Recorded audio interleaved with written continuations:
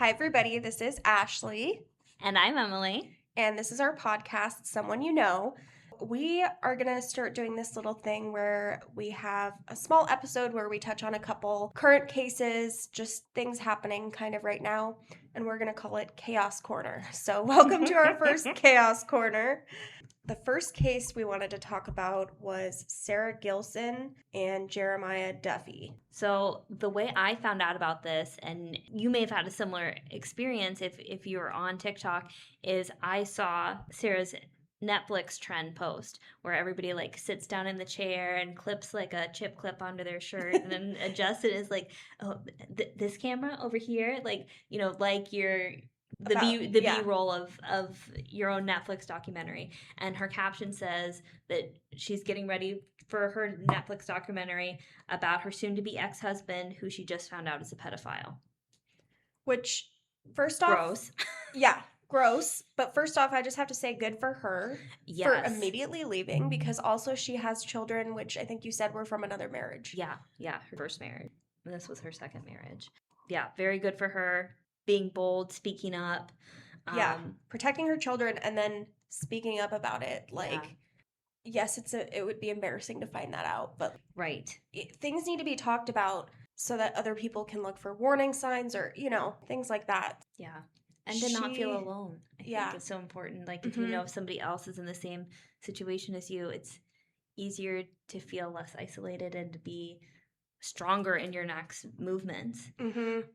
So yeah, unfortunately, about 1 month after that happened, her ex-husband shot her and then shot himself. Yeah. So and what was crazy about this was her TikTok video about the Netflix documentary, which is how a lot of people found out that her husband was a pedophile. I don't think it was super public knowledge yet. I think he was being formally investigated though. Right. So, but I think a lot of the people they knew did not know yet. So she outed him. A lot of people found out because of her reel. But the crazy thing is her reel started to gain traction and go viral after he'd already murdered her. So I saw the Netflix reel, and then maybe about 2 hours later that day, I saw a post from people saying that she had been murdered by him, which is just so crazy to have it happen so fast. Yeah. And a lot of the comments on that People article were saying the same thing, that they had just seen her initial post and now they're finding out that she's dead. Yeah. He was a teacher and he was a basketball coach, and he's having an inappropriate relationship with one of his female teenage basketball players, and that is what was being investigated. So gross. Also, so disgusting. It pretty much screams guilty that you killed your wife and killed yourself. Right. Like, there's no question now. He should have just killed himself. Yes. Taken out the trash, but unfortunately, he took Sarah with her. Yes. I mean, with him. Yeah. It's not really a good part, but the only good part of this story is that her children were from her first marriage and they are with their father. So those children did not lose both of their parents in this horrible tragedy. They still do have a living parent who is taking care of them. What a horrific tragedy, and for it to happen so publicly. Yeah. I feel so bad permanently for those kids. On the internet. Like, yes. Yeah.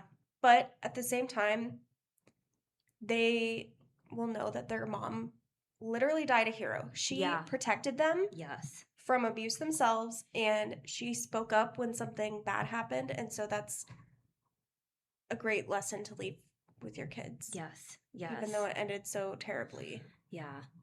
And you might ask, why wasn't he in jail? Well, he'd been out on bail. They released him on bail. They felt like he wasn't a threat, and oh my God. So he wasn't in jail the whole time, and that's how he had the opportunity to hurt her. Do you know if he broke in or if he... There's not very much out right now. Right, there's not much available. That is what I am assuming, that he broke back into the house. I think she kicked him out. Yeah, or somehow convinced her to meet with him. Yeah, we don't have all the information right now. Yeah, it's very fresh. Yes.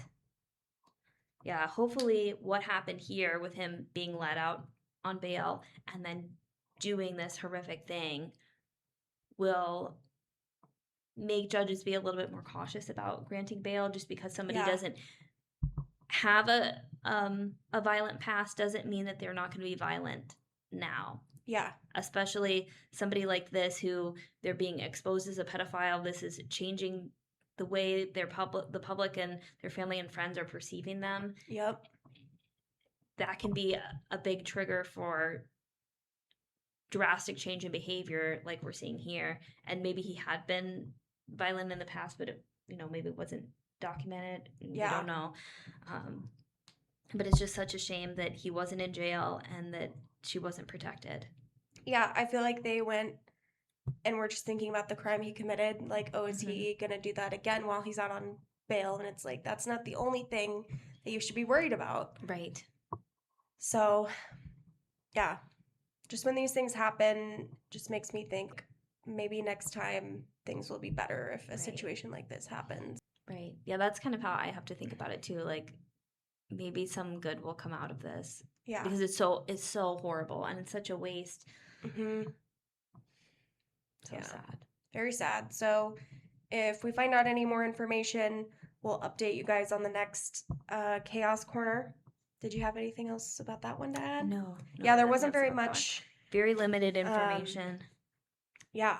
So another random thing that we're going to touch on is it's been officially 6 months since Nancy Guthrie was kidnapped. Yeah. Which is crazy. I did not think that this was going to go on so long. Right. Unsolved. No. Her body has still not been found. Yeah. Which, unfortunately, I personally think she's passed away because multiple things. She was in her mid-80s, I think. Mm-hmm. Very frail. She couldn't walk very well. There was drops of blood found on her front porch, and it was DNA confirmed to be hers. It wasn't a lot. It could have been like a nosebleed or something, but the biggest indicator that she's no longer with us is that her pacemaker disconnected shortly after the kidnapping. Right. And this whole case is just so interesting because obviously we don't know who took her. There's been some ransom notes, but it just makes me wonder if they were close to the family at all. I do think that the main goal was obviously money because Nancy Guthrie's daughter, Savannah Guthrie, is a famous TV host. She's like on the Today Show, right? Yes, yeah. So people probably look at her and go, oh, she has money. It's just such a random person to pick. Well, there's a lot of speculation that it may have been another family member. I have heard that as well. It instigated this, if not perpetrated this entirely.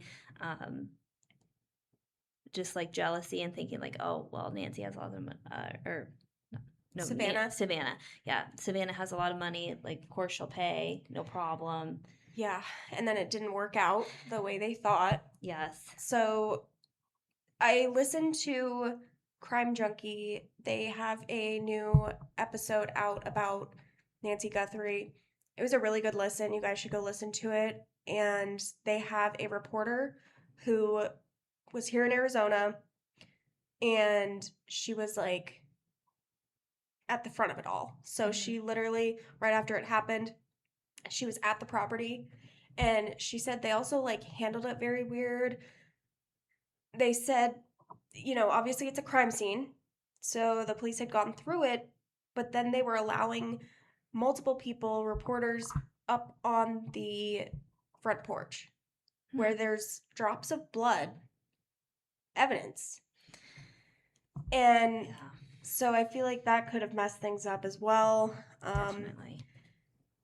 I don't know. There's just so many questions with this, but Crime Junkie does a really good job getting into the nitty-gritty. They talk about the ransom notes. Mm-hmm. So from what I can gather, obviously there were some fake ones that were sent in, and I believe at least 1 or 2 people have been arrested for sending in fake ones. Good. How disgusting. Right.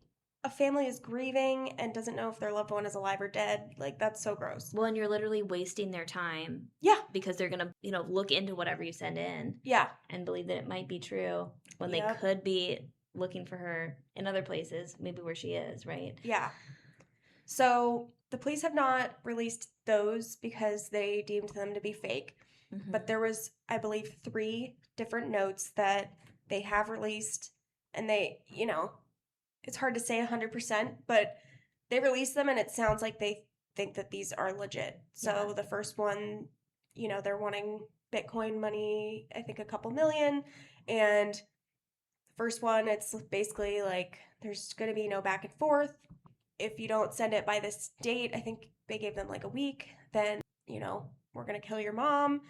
And she knows this. So that was the first one. And then the second one came within that time frame, so that week hadn't gone up yet, but the second note was frantic. Yeah. They could tell it was written by the same person, but the tone was a lot different. And it was like, hurry up, basically, like it just seemed more stressed and like, let's get this done. And then the third one came, I don't know how much later, maybe a Pretty couple months. recently, I think the last one was. Yeah, and so the last one basically says, this didn't go how we planned. Unfortunately, your mom died and she is buried in nature. Right. How scary to get that note. And devastating. Like maybe they were still hanging on to a shred of hope that even though the pacemaker was disconnected and she didn't have her medication, like maybe there's a chance she's still alive. Of course you would hope that, so crushing. And then even that isn't 100% that she's dead. So I can't even imagine how confusing this must be for the family members. So my theory is that she passed pretty soon. So like they sent the first note and then she passed and they were like, oh shit, we need to get this done. We need to get our money because we can't prove that she's alive. They were asking for proof of life. They even sent a very small amount of money on that Bitcoin where they requested the ransom money be sent and they put a note, we're ready to talk. But the kidnappers didn't want to talk. And I think that second note was frantic because she passed and they were like, okay, this is our only chance to get our money. Well, and now they're still trying to get money to tell the family where Nancy Guthrie is buried. Yes. Was that in the last note? Yeah, they're still asking for money. Which is so disgusting. Very. I didn't know that part. And I think, like you said, she's in her 80s. She's older. She's fragile. Like, I think whoever did this absolutely terrified her. And I wonder if she didn't have like a heart attack or some kind of like heart-related episode. Yeah. And didn't last very long. And they weren't, they didn't take that into consideration. They weren't expecting that to happen. Yeah, because at 80 years old, how many medications is she on? They did not plan this very well because, like, some medications are life-saving and they have to be taken every day. Absolutely. So that's just, they did not plan this out very well. And then there has been some speculation that there's, like, obviously multiple people involved and that there might be, like, a mastermind and then, like, people that are hired. Obviously, it's all speculation. In Crime Junkie, they were saying something about how the words used in the ransom note were, like, not typical words. And it almost seemed like it was Google translated or, like, I don't know, it just was interesting. Right. The word choice was very unique. Yeah. So, yeah, either that they were initially speaking in another language and it was translated, or maybe the family would know somebody who uses this sort of terminology on a regular basis and be like, oh, I know someone who loves to say that word. Yeah, so maybe they were saying weird words on purpose to throw people off. Maybe, yeah. I don't know. But yeah, it's been 6 months. Interesting that it does seem like multiple people were involved and that nobody, and it does seem like she did pass away very shortly after she was taken. So it's interesting to me that nobody has turned on the other people. You know, if they were just like one of the outskirt people that wasn't involved too much, why not flip on everybody else? Yeah. That's so hard because then they would still go down though. They would, right. So, I mean, and there's just so many evil people out there. Absolutely. Which it's crazy to think about, but give them the right amount of money, they'll kidnap an old lady, they'll bury her body in the woods or, Well, and I think they're still holding on hope that Savannah is going to pay the final ransom. That's a good point. And so they still have her body somewhere. Maybe they'll pay for this. Yeah. It's just so disgusting. Yeah, so I think the only way this is going to get solved is like either they find her body somewhere, they find her remains, or maybe more notes are sent and they can get more clues. I was interested in the Bitcoin aspect. Is that not traceable at all? That's how Bitcoin is marketed, that it's not traceable. Okay. Bitcoin is incredibly traceable, and so I always chuckle whenever it's marketed that way because it's incredibly traceable. I think it's like the most traceable. So how have they not traced it? Well, I think they can have like their separate Bitcoin account, but then once they move that money from the Bitcoin account to their bank, there's no way to get the money out of the Bitcoin account without being traced. So it would be stuck in Bitcoin for them to get away with it. I think. Yeah. I don't know. I'm not really into Bitcoin. Yeah, I've never used it either. Wish I would have bought some when I first learned about it. Yeah. And thought it was stupid. But I just, with computer stuff, there's always a trail. So I'm very interested in, maybe they're keeping it quiet. Maybe they have traced some things, but they just don't have solid enough evidence. I know a lot of times, they have to wait until they have enough to like hold somebody and like actually charge them and keep them. Because if they don't have enough evidence, they can get off pretty easy. So maybe that's the case. Well, and maybe they like kind of know one person that's involved, but they're still trying to catch everybody, so they're holding off for that. Yeah. Sometimes that's could be a lot of things. Yeah. Yeah. Poor Nancy Guthrie, poor Savannah. And I feel so for Savannah dealing with this while she's still on the news all the time. She's constantly still having to be on TV for her job. Yeah. And she's still dealing with this, and just to be going through that in such a public way and not to get the privacy that you deserve while you're dealing with this and while you're grieving. Yeah. And just what a confusing thing to grieve when you have no 100% proof that she's dead or alive. Like, I'm sure they still have some hope, but they know it's not very likely, and it just sounds horrible. And yeah, our hearts go out to the Guthrie family. Mm-hmm. And I hope they can figure something out soon. We're close to Phoenix, and this happened down in Tucson, so like 2 hours away from us, but it's just so weird to see the big billboards missing Nancy Guthrie. Yes. Yeah.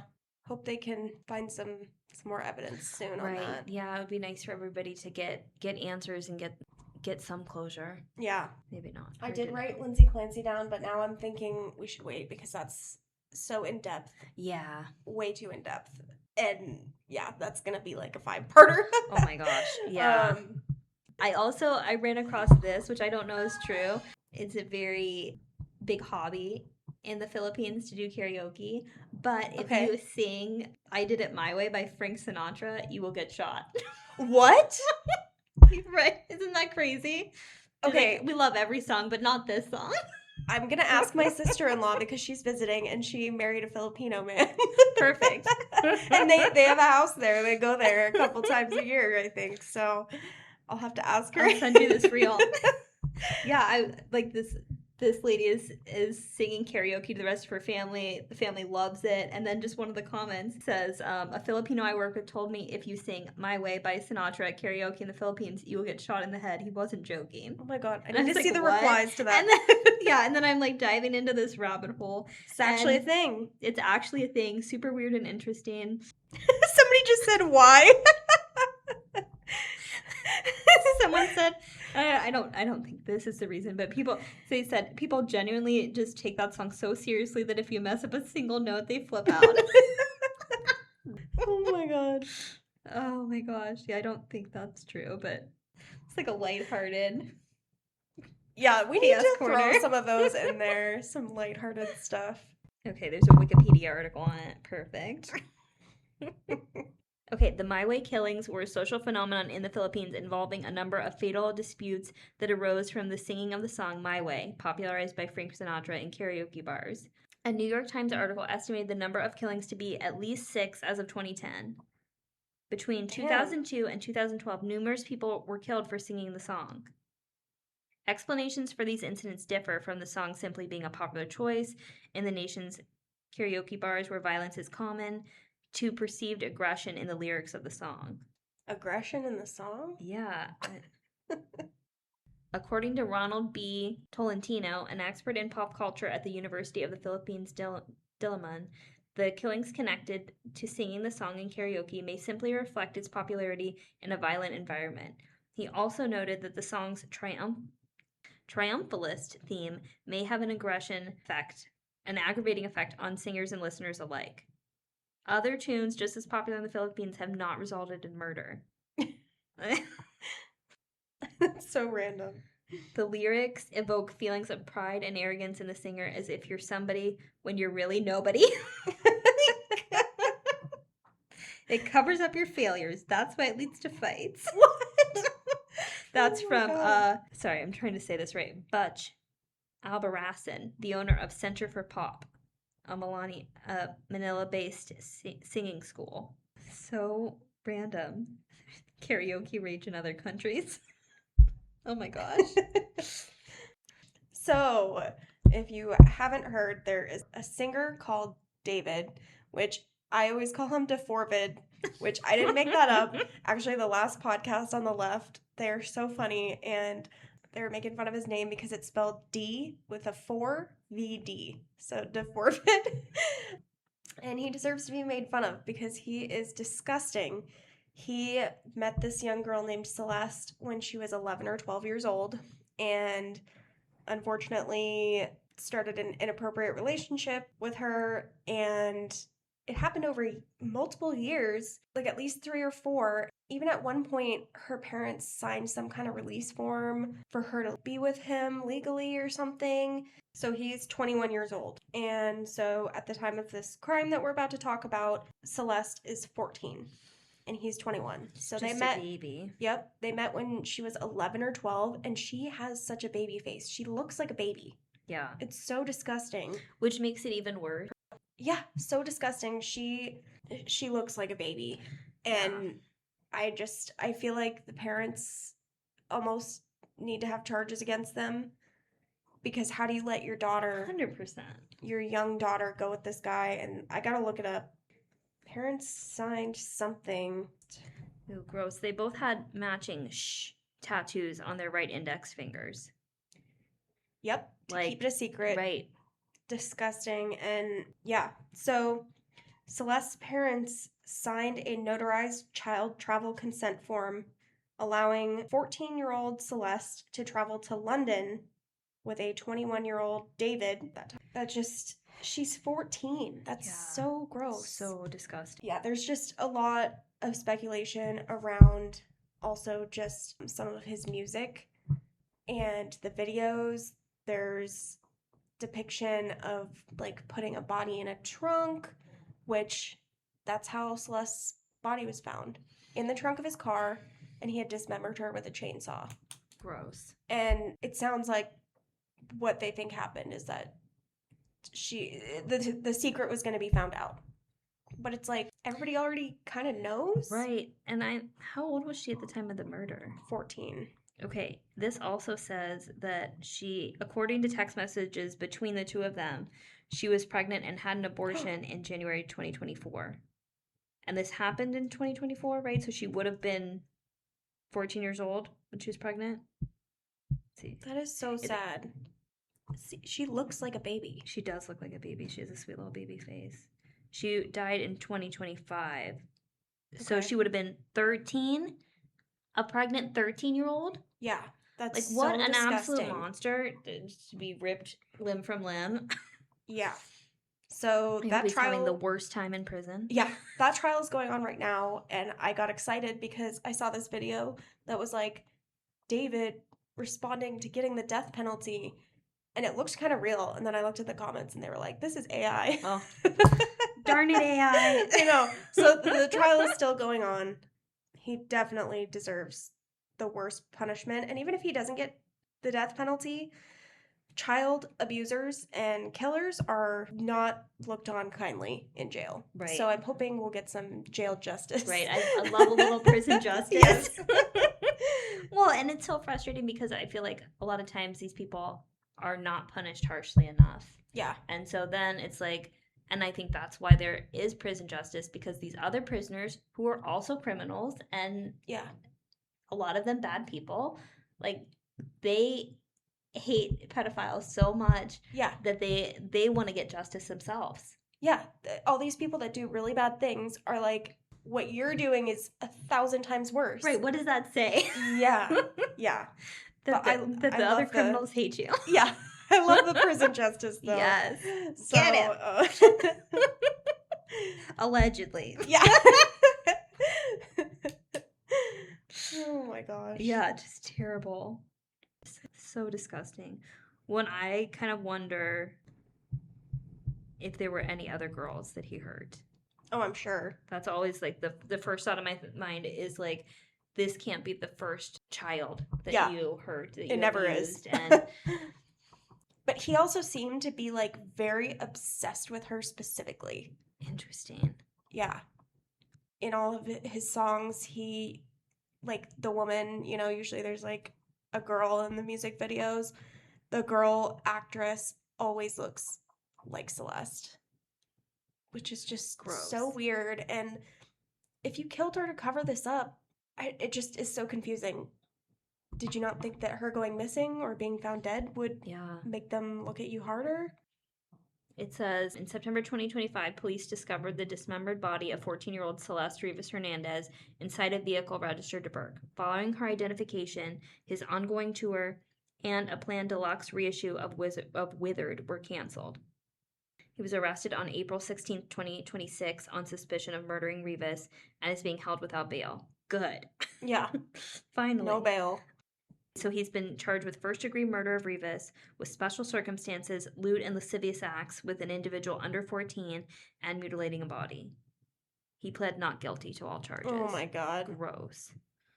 But yeah, it took them a while to actually arrest him too, which everybody was like, come on. But like we talked about before, they had to make sure they had enough to like really nail him and like get no bail. Right. Well, especially with somebody who is in the public eye, who has money, has access, has a lot of privileges, and can get really good lawyers, they have to be so careful with how they approach it. Exactly. So any other random cases you want to talk about? Oh, DeForvid is also accused. DeForvid. That is how it's spelled. I don't know. We need to do a whole episode about this. It's just we gotta wait for a little more info. Maybe when he gets sentenced, we can do the episode. Oh, well, we're gonna need to talk about Brian Koberger soon. Yes. Like, that will be its whole own episode, but he just recently has rescinded his guilty plea. Yes, I did see that. First of all, his handwriting is atrocious. I saw that too. Are we in the second grade? Forms. Like, maybe while you're in prison, you should be practicing your penmanship. That'd be a good activity for you.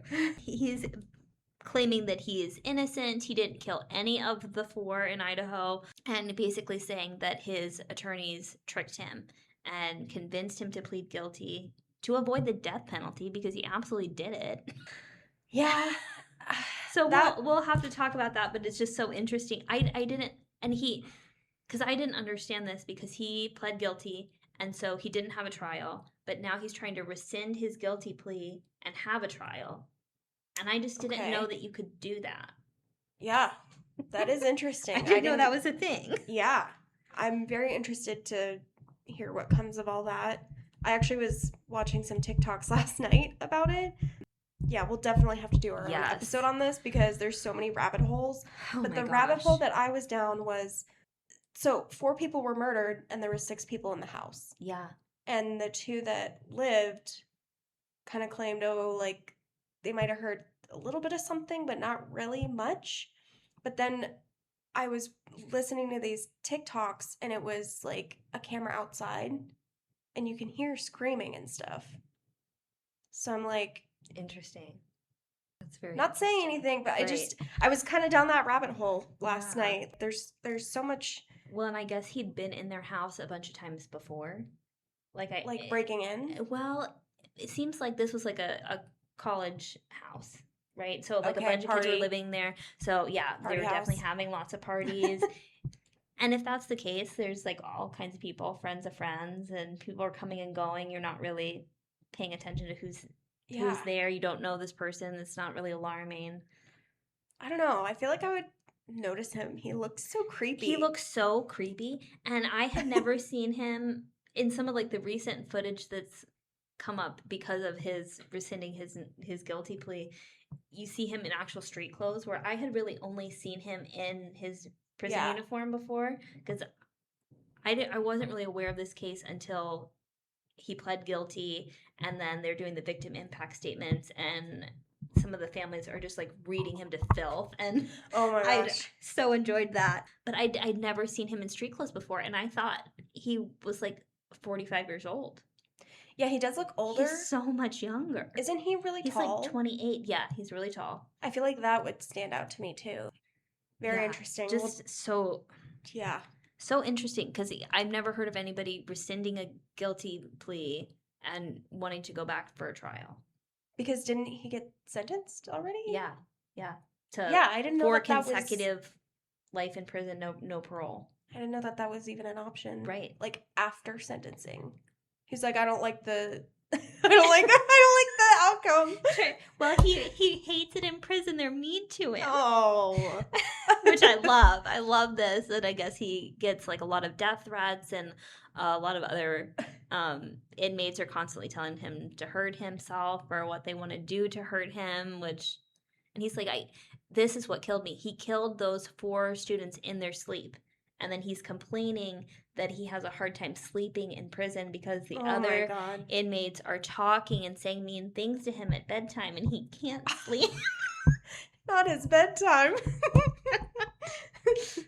Maybe you need earplugs. I don't know, but I don't feel any sympathy. Yeah, I would love to actually see a trial happen, because in some of these cases you don't find out all the details because they choose to plead guilty or whatever, and don't have a trial. So I would love for them to like hash through all the details. I would love that. Yes. Oh, yeah. Well, and so stupid, I think, because there's no way that he wouldn't get the death penalty.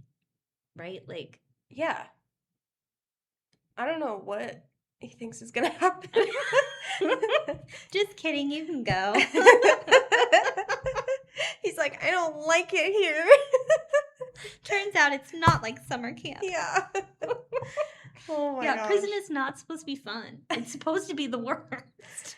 Oh my goodness. It's supposed to be a deterrent for people doing bad things. Exactly. Insane. So this was our first episode of our Chaos Corner. Thank you for listening. And check out our main episodes on Someone You Know on Spotify. And you can find us at Someone You Know Podcast on Instagram, TikTok, YouTube. You can also email us at someoneyouknowpodcast@gmail.com if you have any suggestions for any stories. If you or someone you know is experiencing domestic violence, stalking, or harassment, there are organizations that can help. If you are in the United States, you can call or text the National Domestic Violence Hotline at 800-799-SAFE. That's 800-799-7233. I pretty much have that memorized at this point. Seriously. Remember to stay safe, trust your instincts, and remember, it could be someone you know.